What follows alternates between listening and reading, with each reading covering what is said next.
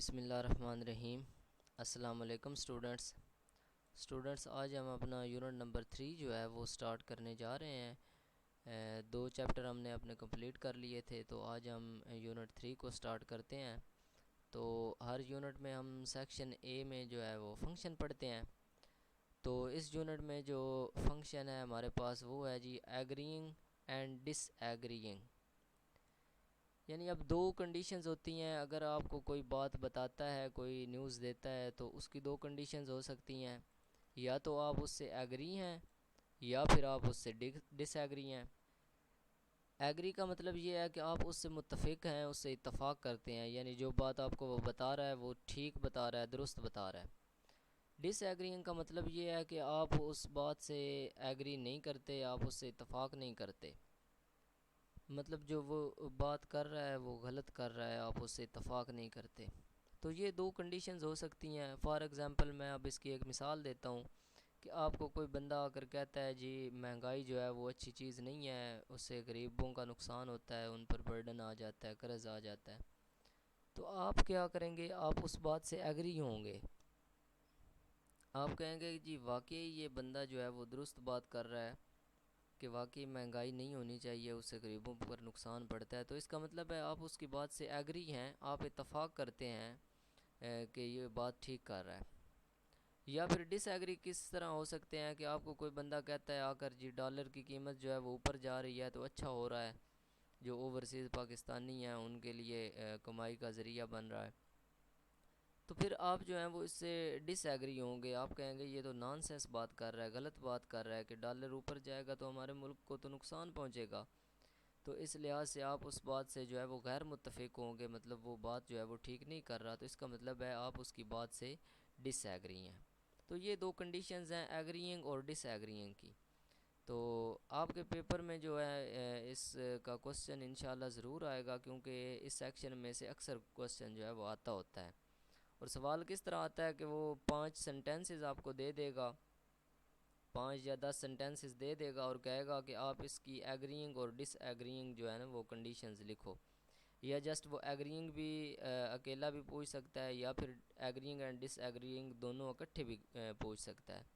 तो आपने लिखना है कि आप किसी बात से एग्री कैसे होते हैं या किसी बात से डिसएग्री कैसे होते हैं। मतलब कोई आपको बात कहता है तो उस पर आपने एग्री होने का यानी रज़ामंद होने का रिएक्शन कैसे देना है, और डिसएग्री यानी गैर रज़ामंद होने का किस तरह आपने उसको जवाब देना है। तो हम पढ़ते हैं जी ये दोनों किस तरह के एक्सप्रेशंस हम यूज़ करेंगे। तो इसमें आपने ये ख्याल रखना है क्वेश्चन जब वो देगा उसमें साथ वो बताएगा कि हर बार आपने डिफरेंट कंडीशंस यूज़ करनी है। मतलब एग्रीइंग और डिसएग्रीइंग के लिए आपने हर दफ़ा मेथड जो है वो अलग यूज़ करना है। हर सेंटेंस में आपका सेंटेंस जो है वो डिफरेंट होना चाहिए, एक जैसा नहीं होना चाहिए। तो हम पढ़ते हैं जी एग्रीइंग और डिसएग्रीइंग के लिए हमने कौन से एक्सप्रेशंस यूज़ करने हैं। चलते हैं जी नेक्स्ट पेज पर। यहाँ पे उसने कुछ एग्रीइंग एक्सप्रेशंस लिखे हैं। एक्सप्रेसिंग एग्रीमेंट, कि आप इंग्लिश में एग्रीमेंट कैसे करते हैं, यानी किसी बात से अगर आप एग्री हैं तो आप किस तरह उसका इजहार करते हैं। तो सबसे पहला उसने सेंटेंस लिखा आई एग्री विद यू, यानी अगर आप किसी बात से मुत्तफिक हैं तो आप सिंपली ये लिख सकते हैं आई एग्री विद यू, यानी मैं आपसे इत्तफाक करता हूँ। या यस आई क्वाइट एग्री, कि मैं मुतमिन हूँ, या आई एब्सोल्युटली एग्री, मैं बिल्कुल मुतमिन हूँ। I couldn't agree with you more. अच्छा, ये डिसएग्रीमेंट है। ये वाला जो है ये डिसएग्रीमेंट है कि मैं आपसे एग्री नहीं हूँ। तो इसके बाद है यू आर राइट, आप ठीक हैं, ये भी एग्रीमेंट के लिए है। इसके बाद है यू आर क्वाइट राइट, ये भी एग्रीमेंट के लिए है। इसके बाद है जी यू आर एब्सोल्युटली करेक्ट, तो ये भी हमारे पास जो है वो एग्रीमेंट के लिए इस्तेमाल होता है। इसके बाद हम देखते हैं कुछ डिसएग्रीमेंट के लिए। ये आपने याद कर लेने हैं, ये जो 6-7 लिखे हुए हैं एग्रीमेंट के एक्सप्रेशंस, तो इनको आप याद कर लेना है। अगर आपके सेंटेंसेस आ जाएं तो एग्रीमेंट में आप इनको चेंज करके लिख सकते हैं। फॉर एग्जांपल आप पहले सेंटेंस में ये लिख दीजिएगा, दूसरे में ये लिख दीजिएगा, तीसरे में ये। तो ये हर सेंटेंस जो है वो एक दूसरे से डिफरेंट हो जाएगा। तो उसने यही क्वेश्चन में पूछा हो गया कि आप जो सेंटेंस बनाएं और हर सेंटेंस जो है वो पहले से डिफरेंट होना चाहिए। इसके बाद नेक्स्ट पेज पे उसने कुछ एक्सप्रेशंस ऑफ डिसएग्रीमेंट लिखा हुआ है। डिसएग्रीमेंट के कुछ एक्सप्रेशंस उसने बताए हैं कि अगर आप किसी बात से गैर मुत्तफिक हैं तो फिर आप कैसा एक्सप्रेशन देंगे। तो सबसे पहले आप यूँ कह सकते हैं, आई डोंट एग्री, मैं आपसे मुत्तफिक नहीं हूँ। या I am sorry but I don't agree with you, मैं माजरत खा हूँ लेकिन मैं आपसे मुत्तफिक नहीं हूँ। I am afraid I don't agree with you at all, कि मैं डरा हुआ हूँ, मैं तुमसे मुत्तफिक नहीं हूँ। या I can't agree with you, मैं आपसे मुत्तफिक नहीं हो सकता। या नो यू आर रॉन्ग, नहीं आप गलत हैं। या I think you are quite mistaken, मैं समझता हूँ कि आपको कुछ गलती हुई है। या यू आर एब्सोल्युटली इनकरेक्ट, आप बिल्कुल गलत हैं। तो ये जो एक्सप्रेशंस हैं 6-7 लिखे हुए, इनको भी आपने याद कर लेना है, क्योंकि अगर वो डिसएग्रीमेंट वाले पूछे तो आप इनमें से एक एक करके हर सेंटेंस में लिख सकते हैं। क्योंकि उसने क्वेश्चन जो है वो अगर पूछा तो इसी तरह ही पूछेगा कि हर सेंटेंस में आपने डिफरेंट सेंटेंस यूज़ करना है। तो आप अगर एक में ये कर दें दूसरे में ये कर दें तो सिंपल आपके पास जो भी सेंटेंस आए वो आपको कुछ सेंटेंस बताएगा कि इंग्लिश जो है वो अच्छी लैंग्वेज है। अब अगर तो आप एग्री हैं तो आप एग्रीमेंट वाला एक्सप्रेशन लिखेंगे, दैट्स राइट या यू आर राइट या I am agree with you. या अगर आपको इंग्लिश अच्छी नहीं लगती, आप कहते हैं इंग्लिश तो अच्छी नहीं है, तो फिर आप डिसएग्रीमेंट वाले एक्सप्रेशन, ये वाले एक्सप्रेशन यूज़ करेंगे। इनमें से कोई आपने लिख देना है, आई डोंट एग्री या I am sorry but I don't agree with you. तो इनमें से एक लिख देना। इसके बाद जो नेक्स्ट सेंटेंस होगा उसमें आप दूसरा लिखेंगे, जो पहले आपने यूज़ किया है वो नहीं लिखेंगे। तो ये इस तरह आपका आंसर जो है वो डिफरेंट होगा पहले से। इसके बाद कुछ स्ट्रिक्ट एक्सप्रेशंस हैं, मैं वो आपको बताता हूँ कि किस तरह इस्तेमाल करने हैं। ये हैं जी स्ट्रॉन्ग एग्रीमेंट और स्ट्रॉन्ग डिसएग्रीमेंट। यानी अगर आप सख्ती से एग्री हैं या सख्ती से गैर मुतमईन हैं तो उस तरह उस सूरत में आप कौन से एक्सप्रेशन यूज़ करेंगे। सबसे पहला है जी एब्सोल्युटली, यानी बिल्कुल। मतलब आप बिल्कुल किसी बात पर 100% श्योर हैं, एग्री हैं, तो उसके आप एब्सोल्युटली लिख सकते हैं। या फिर एग्जैक्टली बिल्कुल इसी तरह, या फिर राइट ठीक है, या फिर क्वाइट ट्रू बिल्कुल दुरुस्त या बिल्कुल सच। तो ये इस तरह के एक्सप्रेशन जो हैं वो स्ट्रॉन्ग एग्रीमेंट के लिए इस्तेमाल होते हैं। इसके बाद है जी आपके पास strong disagreement. Oh come on, यानी इसमें आपके पास जो है वो आप डिसएग्री हैं, स्ट्रिक्टली डिसएग्री हैं। तो इसका मतलब है कि आप गलत कह रहे हैं। या नॉनसेंस, आप बुरी बात कर रहे हैं, गलत बात कर रहे हैं। या रबिश, आप तो बहुत ही घटिया बात कर रहे हैं। या यू आर टॉकिंग नॉनसेंस, आप जो है वो आमकाना बात कर रहे हैं। या यू मस्ट बी जोकिंग, कि आप मजाक कर रहे हैं। तो ये इस तरह के एक्सप्रेशन जो हैं वो स्ट्रॉन्ग डिसएग्रीमेंट के लिए, यानी बिल्कुल ही आप गैर मुतमईन हो। ऊपर वाले तो एक्सप्रेशन थे ना कि आप चलें, आप उससे इत्तफाक नहीं करते, कि मतलब वो बात सही हो सकती है लेकिन आपको गलत लगती है, या वो बात गलत हो सकती है आपको सही लगती है। लेकिन यहाँ पे जो एक्सप्रेशंस हैं वो इस तरह हैं, या तो बात बिल्कुल आपको सही लगती है, 100% श्योर है कि वो बिल्कुल बात सही है, या फिर बिल्कुल वो बात 100% जो है वो रॉन्ग है। तो इस तरह आपने ये वाले एक्सप्रेशन यूज़ करने हैं। अगर आपके पास कोई बिल्कुल स्ट्रिक्ट आपको वाज़े नज़र आ रही हो कोई बात गलत है या सही है, तो उसके लिए स्ट्रॉन्ग एग्रीमेंट और स्ट्रॉन्ग डिसएग्रीमेंट आपने यूज़ करना है। अच्छा जी, सबसे पहले हम ये कन्वर्सेशन देखते हैं। एक डायलॉग है हमारे पास जिसमें दो फ्रेंड्स हैं, सोबिया और हिना।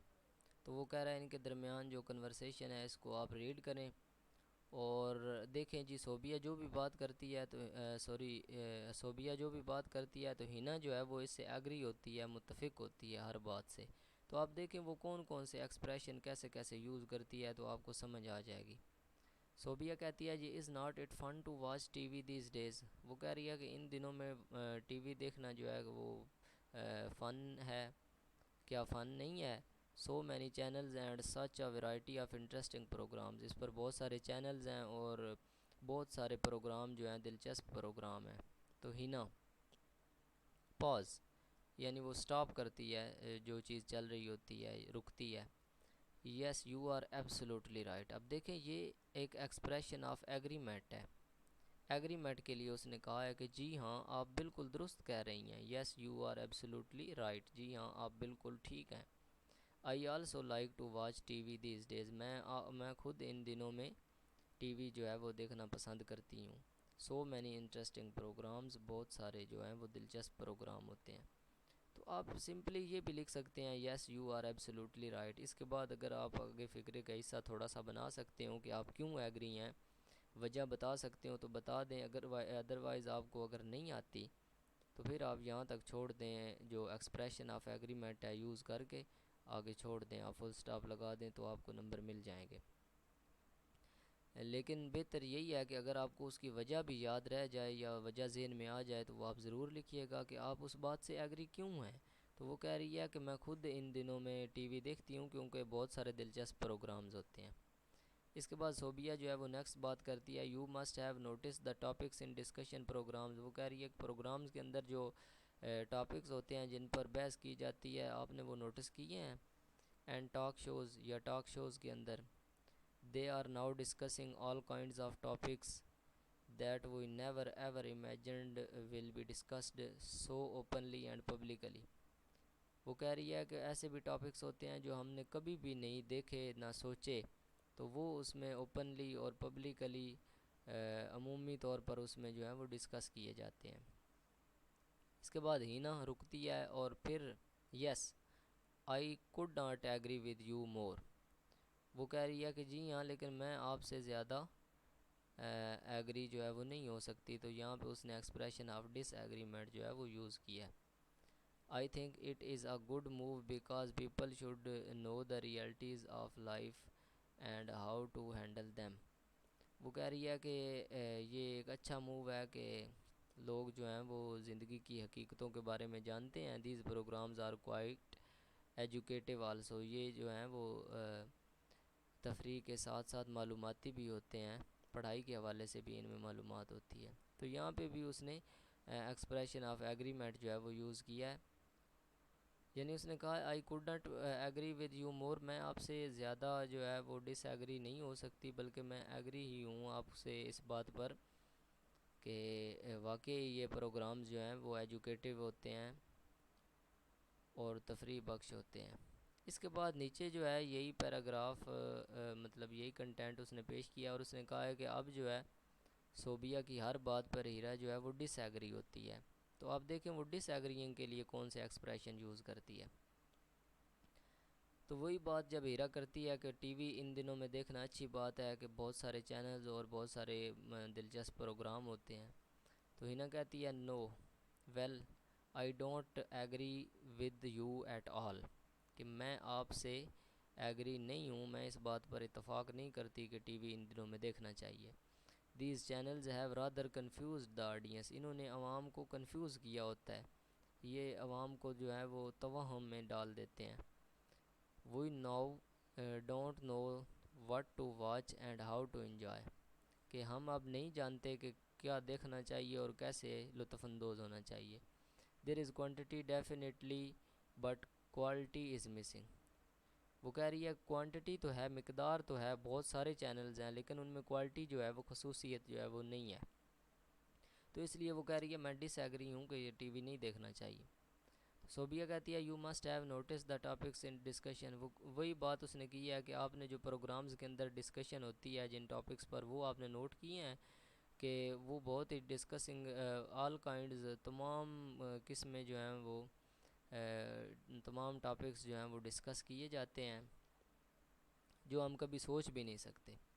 तो हिना कहती है I am afraid I don't agree with you at all. वो कह रही है कि मुझे डर है, मैं आपसे ज़्यादा मुत्तफिक नहीं हूँ इस बात पर। Certain topics should not B discussed so openly. वो कह रही है कि जो मखसूस टॉपिक्स होते हैं वो ज़्यादातर जो हैं वो डिस्कस नहीं किए जाते। We need to discreet about certain matters concerning our lives. वो कह रही है कि हमें हमारी ज़िंदगियों के मतलब जो मखसूस टॉपिक्स हैं, मखसूस मामलात हैं, उन पर बहस करनी चाहिए। I think if we discuss such issues explicitly our young generation will become too bold. अच्छा जी, तो ये समझाने के लिए उसने बस जस्ट दो पैराग्राफ बताए हैं कि एक बात में वो दो दोस्त हैं, दूसरी जो है वो पहली दोस्त से मुत्तफ़िक है, और दूसरे पैराग्राफ में उसने बताया कि वो जो दूसरी दोस्त है वो पहली से मुत्तफ़िक या मुतमिन नहीं है। तो इस तरह वो एक्सप्रेशन जो है वो यूज़ करेगी। इसके बाद कुछ सेंटेंसेस है वो मैं आपके साथ शेयर करता हूँ। अच्छा जी, यहाँ पे कुछ जो हैं वो सेंटेंसेस शुरू हो रहे हैं कि आप एग्रीमेंट और डिसएग्रीमेंट के मतलब ये जो फ़िक्रे दिए गए हैं इनको आप बनाएं। तो सबसे पहला सेंटेंस उसने दिया है, get a CNG kit fitted in the car. वो कह रहा है कि ऐसी कार ख़रीदें जिसमें CNG किट भी लगी हो, पेट्रोल के साथ जो CNG किट है वो भी लगी हो। तो आपने इसके साथ एग्रीमेंट अगर करना है, अगर आप चाहते हैं कि ये बात वो ठीक कर रहा है, आप इससे मुत्तफिक हैं, तो आप लिखेंगे I quite agree with you.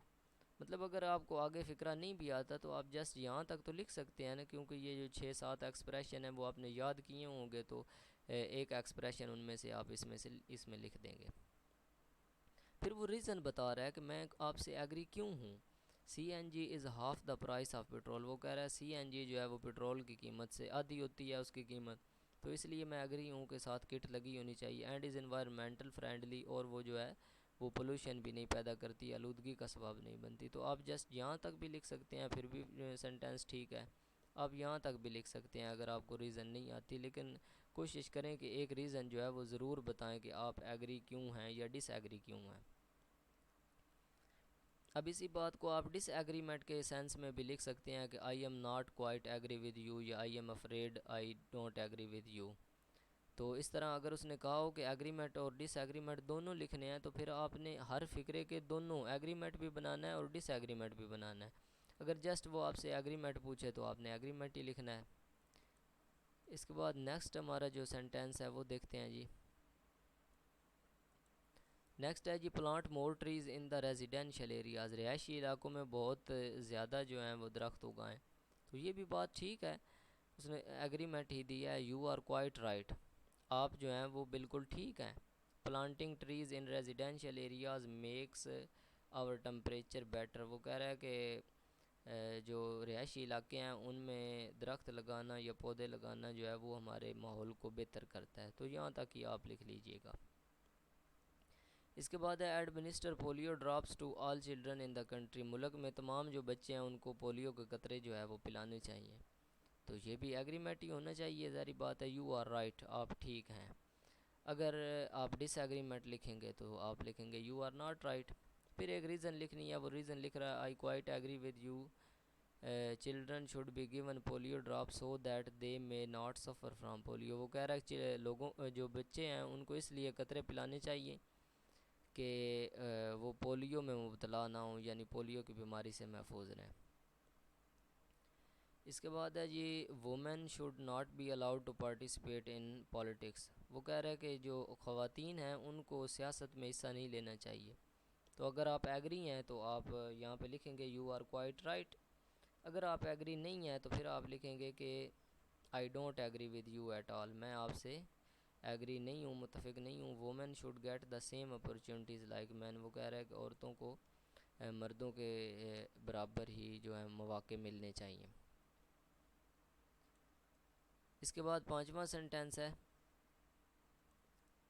वो कह रहा है police should be given total control to maintain law and order. वो कह रहा है कि पुलिस को लॉ एंड ऑर्डर को मेंटेन करने के लिए, कानून को लागू करने के लिए मुकम्मल कंट्रोल, मुकम्मल काबू देना चाहिए।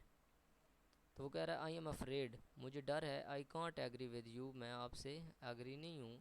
Police should not be given total control over law and order.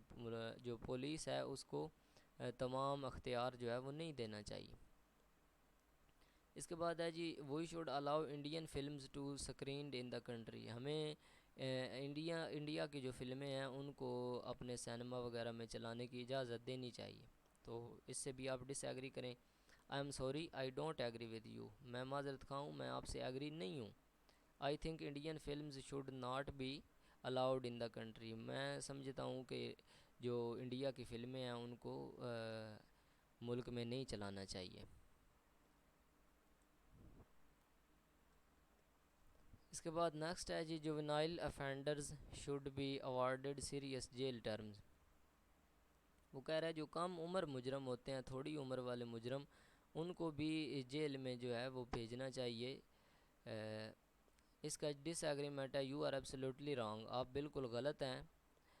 Juvenile offenders should not be awarded serious jail terms. वो कह रहा है कि जो कम उम्र मुजरम होते हैं, छोटी उम्र के मुजरम होते हैं, उनको मतलब ज़्यादा सख्ती से जेल नहीं भेजना चाहिए। इसके बाद है जी, we need to be educated in order to develop as a nation. हमें एक कौम के तौर पर उभरने के लिए पढ़ना चाहिए, तालीम हासिल करनी चाहिए।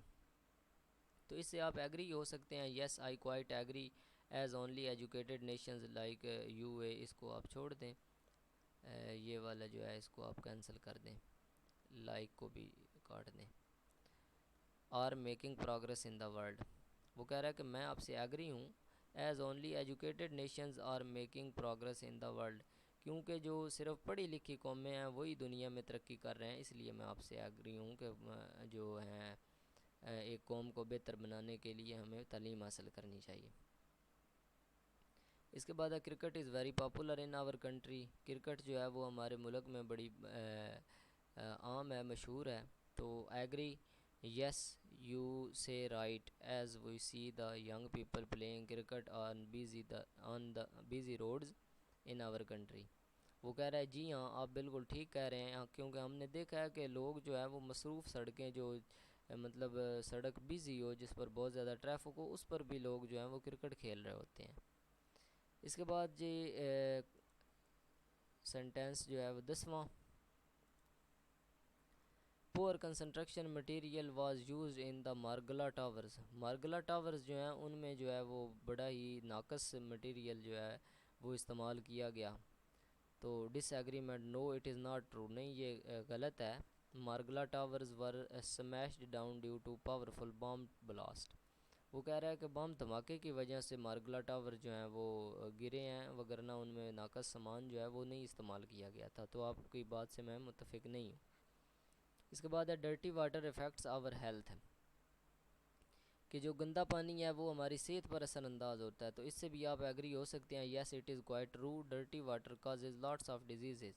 आगे ये डिजीज़ छोड़ दें, बस इतना ही लिख दें।